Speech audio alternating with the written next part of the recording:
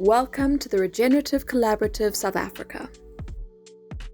The following is a segment from November's webinar, A Regenerative Future. Francois, owner of Sow Reap, is also one of the early movers within the green building industry. He's a mechanical engineer by training, and he specializes in modeling and simulations to understand, improve, and recognize the sustainability performance of buildings. Thanks, Marlies. Right, so this is going to be a very uncomfortable presentation, and the first part may be uncomfortable because I'm going to encourage you to close your eyes for a second. Picture a world with limitless renewable energy. Try and generate an image. What will you do with it? So this is what I did when Marlies asked me to envision a regenerative future from a perspective of technology and engineering, right? So I took my visions and I had a long conversation with artificial intelligence, so we can switch over. By the end of our conversation, this is where I ended up, right? I landed on Zephyra, a planet powered by abundant low-carbon energy, but unrestrained growth has devastated ecosystems, endless cities and industries, depleted resources, and replaced natural habitats. So right, here comes my first apology, Marlies, is that my vision failed, maybe.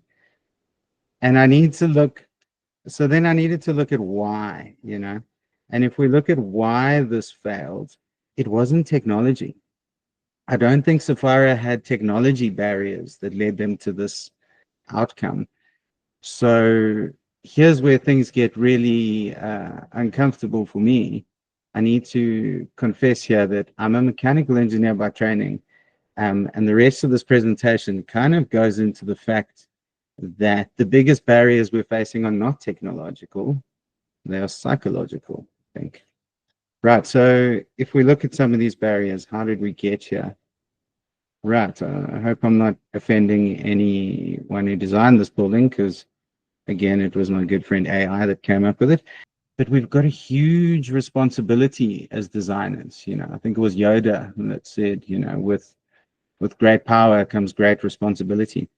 And the reality is that we tend to shape our external world as a reflection of our internal world.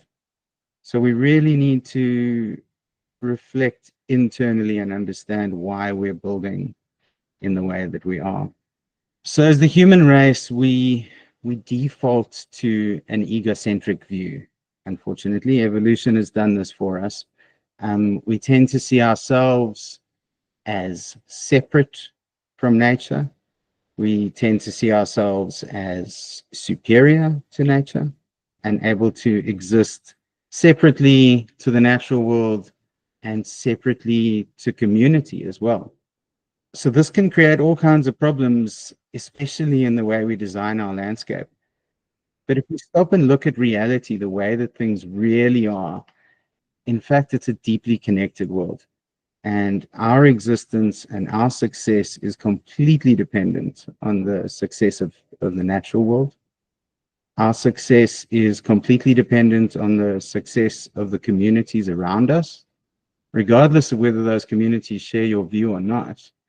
We are completely connected. So what we need to do as designers is really start to focus on how do we reinforce those connections in our design? How do we take things from an egocentric model to a connected model? How do we design to reinforce the connections with nature in our design?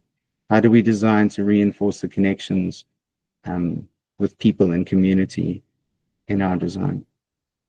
The next barrier I kind of looked at from a mindset perspective is what drives our decisions.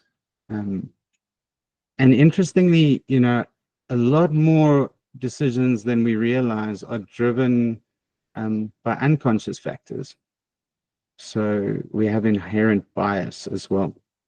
It was great hearing Andile, for example, admitting his inherent bias of being a male, in the profiles he listed. I've got many inherent biases. One of them is a past life as an air conditioning designer, right? So if you ask me to approach a commercial building and address the comfort of the people in there, my perspective is going to be, how do I air condition the space efficiently, right? Because of sustainability. That's my inherent bias. Before stepping back and asking who is in that space, what is the relationship to nature? What is the relationship to sun? What is the relationship to comfort? And do we need air conditioning in the first place? So that's a simple example, of how that may play out. But obviously, this can get very complex. And on the complex end, you can look at building a glass box in a desert. And perhaps the decisions around that aren't always driven by the fact that it's a good thing to do. Maybe it's driven deeply from a need to be seen. So we need to be aware of what's driving our decisions when we make them as designers. I think tomorrow being Black Friday is a really good time, to reflect on on this behavior, because I think consumerism in general is often driven by these unconscious patterns. So right, here's psychology talk from an engineer continues. If we look past the barriers into the next slide, let's try that vision again. So what we see here is potentially a solution of mindful design. So what would a world look like if we took the time to, as designers, understand our inherent bias, be careful of the ego traps, and to design a world that is always trying to connect with nature and align with nature? Are we understanding how our buildings respond and are connected to the sun? Are we understanding how our buildings respond and are connected to climate? Ecology, whether it's local or whether it's as a result of material.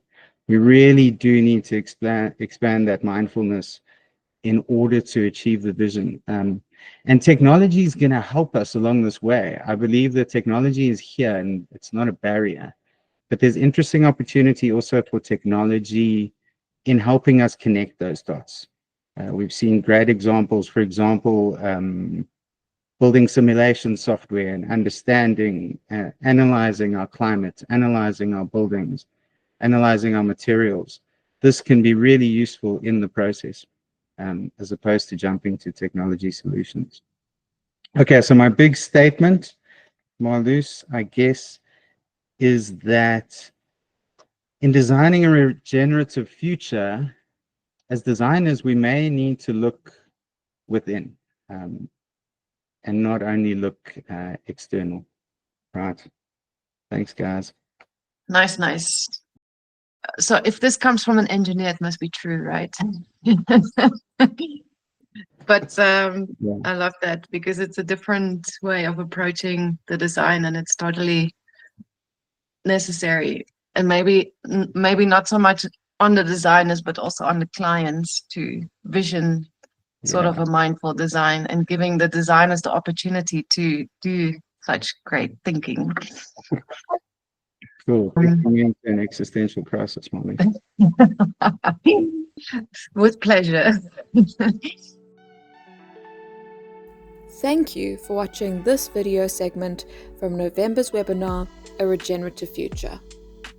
Like and subscribe for more inspirational content.